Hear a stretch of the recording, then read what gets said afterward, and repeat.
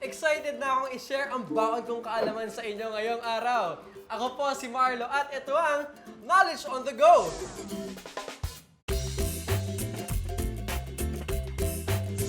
At ang mga kasama nga po nating Go na Go contestant ngayon ay si... Ako po si Denise Mhianne Solon.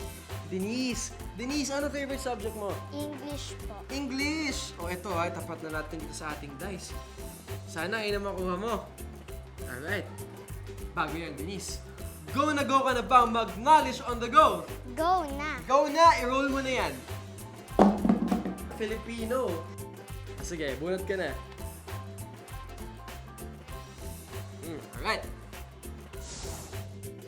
Alin sa mga sumusunod na pangungusap ang may pang-abay na panlunan?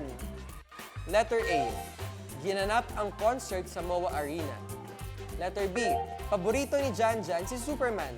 Letter C. Madilim yata ang kalangitan ngayon, parang uulan na naman.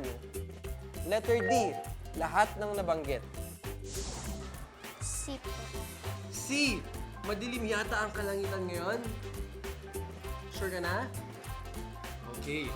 Ang tamang sagot ay... Letter A. Ginanap ang concert sa MOA Arena. Dahil alam mo ba, ang pang-abay na panlunan ay nagsasaad ng lugar kung saan nangyari ang kilos. Pero, kahit hindi mo nakuha ang tamang sagot, yay! Meron kang prize mula sa Knowledge on the Go. Congratulations! Thank you po. Congrats! Ayan. O diba?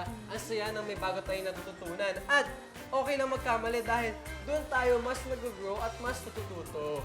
Kaya samahan niyo ulit ako next time dito lang sa Knowledge on the Go!